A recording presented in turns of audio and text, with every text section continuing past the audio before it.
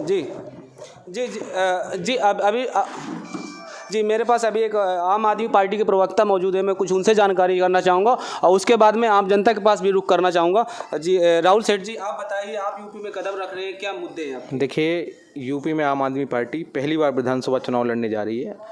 दिल्ली में जो केजरीवाल मॉडल है, जो दिल्ली में केजरीवाल जी ने करके दिखाया है, उसी मॉडल पे हम चुनाव लड़ने जा रहे हैं। आम आदमी पार्टी ने कुछ गारंटियाँ दी हैं, 300 यूनिट फ्री बिजली, पुराने बिजली के माफ़, सबको बिजली, मुफ्त बिजली, किसानों को मुफ्त बिजली, सबको शिक्षा, मुफ्त शिक्षा, सबको इलाज, फ्री इलाज, बेरोजगारों को हर महीने 5,000 रुपये का भत्ता, 10 लाख रोजगार हर साल देंगे, महिलाओं को 1,000 रुपये प्रति महीने देंगे। इन्हीं सब एजेंडों को ये गारंटी दी है केजरीवाल जी ने, जो दिल्ली में कर दिखाया है। जिस तरीके से दिल्ली में सरकार चलाई है, लोग देख रहे हैं, जनता देख रही है, उसको जनता पसंद कर रही है। दूसरी चीज़, आम आदमी पार्टी उत्तर प्रदेश में आने वाले चुनाव में जो जनता की जो मूलभूत सुविधाएं हैं, इस एजेंडे को लेकर चुनाव लड़ रही है। और हमारी आपकी सबकी मूलभूत सुविधाएं, ज़रूरतें हैं, बिजली, पानी, रोजगार, ये मूलभूत ज़रूरतें हैं। और मुझे लगता है कि भारतीय जनता पार्टी की सरकार उत्तर प्रदेश में अंतिम सांसें गिन रही है, क्योंकि जब एक युवा वोट डालने जाएगा तो उससे पहले वो मंजर याद करेगा कैसे लखनऊ में उस पर लाठियाँ चलाई गई।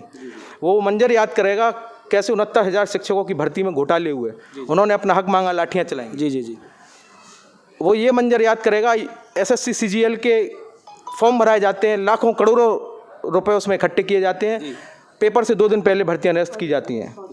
उसको वो ये याद करेगा कैसे, आपको जानकर हैरानी होगी कि UPCL ने AE-JEE के फॉर्म निकाले, 1280 रुपये प्रति फॉर्म की फीस ली, परीक्षा से 1 दिन पहले नोटिस लगा दिया, परीक्षा स्थगित कर दी जाती है। तो वो याद नहीं करेगा कैसे उसने सड़कों पर लाठियाँ खाई हैं। वो माताएं, वो बहनें जब वोट डालने जाएंगी तो वो याद करेंगी कैसे शिक्षा मित्र सुहागन माताओं बहनों ने अपना सिर मुंडवाया लखनऊ के अंदर, कैसे हाथरस की बेटी के साथ अन्याय हुआ, कैसे उन्नाव की बेटी के साथ अन्याय हुआ, कैसे कन्नौज की बेटी के साथ अन्याय हुआ। जो भी व्यापारी वोट डालने जाएगा उसे पता नहीं होगा मनीष वर्मा के साथ क्या हुआ गोरखपुर में, इंद्रकांत त्रिपाठी के साथ महोबा में क्या हुआ। तो ये तमाम सारे मुद्दे हैं। और किसान जब वोट डालने जाएगा वो ये नहीं सोचेगा 13 महीने किसानों ने रोड पर संघर्ष किया, ललितपुर में एक किसान खाद नहीं मिला तो उसने आत्महत्या कर ली। तो ये सारे मुद्दे हैं। जब छात्र वोट देने जाएगा ये नहीं सोचेगा छात्रवृत्ति के लिए कैसे भेदभाव किया गया। तो ये उत्तर प्रदेश की जनता त्राहिमाम हो चुकी है। आप कोरोना के समय देखिए, कोरोना के समय क्या हुआ, भारतीय जनता पार्टी ने आपदा में अवसर देखा। आप बताइए, ऑक्सीमीटर 900 रुपये का ऑक्सीमीटर 18,000 में, थर्मामीटर, डिजिटल थर्मामीटर 12,000 में, वेंटिलेटर 1-1.5 लाख रुपए में। तो जनता भूली नहीं है, एक सांस के लिए तड़प गई।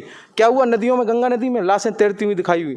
इलाहाबाद की देखिए नदी के तट पे लाशें गड़ी हुई थी। तो आपका कहना है कि उत्तर प्रदेश में लॉ एंड ऑर्डर नहीं चल रहा है? उत्तर प्रदेश में लॉ एंड ऑर्डर बिल्कुल फेल है। आप ये बताइए, अरुण वाल्मीकि के साथ क्या हुआ, पुलिस कस्टडी में उसकी हत्या कर दी गई। ये लॉ एंड ऑर्डर है? तो आप राम राज्य की परिकल्पना जो करते हैं, राम राज्य में भेदभाव नहीं होता है। राम राज्य में राम के नाम से चुनाव लड़ते हैं। राम एकता के प्रतीक हैं, राम अखंडता के प्रतीक हैं, राम सद्भाव के प्रतीक हैं, राम आपसी सामंजस्य के प्रतीक हैं। आप राम का नाम लेके भेदभाव करके, जातिवाद करके उत्तर प्रदेश का चुनाव नहीं जीत सकते हैं। जनता सजग है, जनता समझ रही है। आप ये बात बताइए, जब उत्तर प्रदेश में 5 साल में विपक्ष में कौन था? केवल एक आदमी, संजय सिंह। जल जीवन मिशन घोटाला हुआ, जो कंपनियां डीलिस्टेड थी, किसने उजागर किया? संजय सिंह ने। मैं एक सवाल और करना चाहूँगा, 2017 में आप क्या ऐसा था कि आप कदम नहीं आए थे और अचानक 2022 देखिए 2012 में पार्टी का गठन हुआ। 2012 में हमने दिल्ली का चुनाव लड़ा, हमने सरकार बनाई, किसी कारणवश हमने सरकार से अपने कदम हटाए। 2014 में हम चुनाव लड़े, 4 हमारे सांसद जो हैं पंजाब से आए। 2015 में हमने दिल्ली सरकार बनाई। उसके बाद संगठन हमारा, देखिए आम आदमी पार्टी आम लोगों से निकली हुई पार्टी। यूपी में आप कितनी सीटों पर आ रहे हैं? देखिए यूपी में हम चुनाव लड़ रहे हैं, हम सरकार बनाने जा रहे हैं, हमारे बिना सरकार नहीं बनेगी।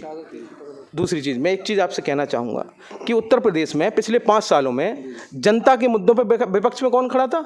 जब कोरोना का घोटाला हुआ, आवाज़ किसने उठाई? सांसद संजय सिंह ने। 69,000 भर्ती घोटाले में घोटाला हुआ, आवाज़ किसने उठाई? संजय सिंह जी ने। NTPC दादरी में बताइए, 20, 25, 30 सालों से NTPC दादरी के किसान धरना कर रहे हैं, नोएडा के किसान, आवाज़ किसने उठाई? सांसद संजय सिंह जी ने। तो उनको बदले में क्या मिला? योगी सरकार ने उन पर 20-20 मुकदमे लगा दिए। तो जनता समझ रही है। कोरोना के समय इस पिछले 5 साल में अगर जनता की आवाज़ कोई बन रहा था तो वो सांसद संजय सिंह जी थे। आम आदमी पार्टी उनकी आवाज़ बन रही थी। तो जनता सब समझ रही है। आप ग्रेटर नोएडा में खड़े हैं, यहाँ पर हमारे पास कुछ आम जनता भी मौजूद है। चलो आओ उनसे भी हम राय ले लेते हैं कि केजरीवाल मॉडल से या बीजेपी से या बीएसपी से कितना खुश है, इस सरकार से कितना खुश है। जी आप बताइए, आपका क्या नाम है? नाम विजेंद्र सिंह। जी आप बताइए, इस तरीके से सर यूपी में किस तरीके से क्या लॉ एंड ऑर्डर सक्सेस है और आप किन मुद्दों पर देना चाहेंगे? वर्तमान में तो यूपी में पूरा अस्त व्यस्त हुआ पड़ा और कहीं भी कोई भी सरकार आती है और कोई भी ढंग से काम नहीं करती। किसके सिर पे ताज होगा इस बार यूपी का? जनता ये चाहती है कि नया जो नया होता है वो पुराना होकर कुछ करता ही नहीं है। कहता कुछ है, करता कुछ है। कथनी और करनी में इतना डिफरेंस रहता है कि कुछ समझ नहीं आ रहा कि करना क्या चाहिए। हम तो वो ढूंढ रहे हैं जो सही नेता होना चाहिए, जो कहे वो करे। पहले कुछ करते हैं, बाद में कुछ करते हैं, जो कहते हैं वो करते ही नहीं है। तो मेरा कहने का तात्पर्य ये है कि जो भी यहाँ पे प्रतिनिधि चुने वो अपनी जिम्मेदारियाँ पूरी तरीके से निभाए। और आप क्या केजरीवाल मॉडल पसंद करेंगे इस बार या यूपी के योगी मॉडल पसंद करेंगे? देखो जी, हमें तो कोई भी सरकार, जो भी नेता है वो सभी देश के लिए काम करते हैं। ठीक है जी, कोई भी नेता गलत नहीं होता, अपने हिसाब से सभी अच्छा काम करते हैं। ठीक है, सबसे पहले तो हमारा ज़िला है, जो हमारे ज़िले की मुख्य समस्या है वो आज तक सरकार द्वारा नहीं निपटाई गई हैं। किसान मुद्दे वो नहीं निपटाए गए, किसानों के प्राधिकरण के वो नहीं निपटाए गए प्राधिकरण द्वारा। ठीक है, और बेरोजगारी, महंगाई, ये सारे मुद्दे जनता के सामने खुद ही हैं। वर्तमान सरकार से आप कितना खुश है सर? वर्तमान सरकार में जो है, पूर्ववर्ती सरकार जितनी भी हुआ करती थी वो माफियाओं को संरक्षण देने का कार्य करती थी और किसानों के नाम पर केवल राजनीति चूँकि पश्चिम प्रदेश जो है किसानों का जो है केंद्र रहा है और वर्तमान में भी है, तो वो कहीं ना कहीं जो है केवल किसानों के साथ राजनीति करने का कार्य करती थी। लेकिन जब से योगी सरकार आई है, व्यक्तिगत तौर से हमने देखा है कि पश्चिम में जो गन्ना मुद्दा सबसे बड़ा मुद्दा मतलब होता था, उसका समय से भुगतान किया गया। जो मिलों पर बकाया था वो समय से भुगतान किया गया और मिलों का जो उनकी किसानों का जो फिक्स रेट था वो बढ़ोतरी करके आज भी उनका जो बकाया 20-20 हज़ार करोड़ का बकाया रहा करता था वो उनका समय से भुगतान किया गया। तो जो माफियाओं, दूसरा जो जिस सुशासन की बात चल रही है, माफियाओं को पूर्ववर्ती सरकारें जो है संरक्षण देने का कार्य करती थी, चाहे अतीक अहमद हों, चाहे मुख्तार अंसारी रहे हों। और ऐसे हुआ करते थे कि जो है थाने में जो हत्याएं की जा रही हैं, चाहे वो दुबे हों चाहे अन्य लोग हों, तो वर्तमान सरकार ने माफियाओं को संरक्षण जो देने वाले लोगों को जेल के अंदर डाला है, उनकी संपत्ति जब्त की है, रासुका के तहत कार्रवाई की है कि ये सुशासन की तरफ पहला कदम है। किसानों को उनकी जो है मनमर्जी की उनको जो है अब भुगतान किया है। तो ये वर्तमान सरकार के साथ प्लस पॉइंट है। पूरा उन सब जो है आम जनता पूरी समर्थक है और उनका समर्थन करते हैं। जी।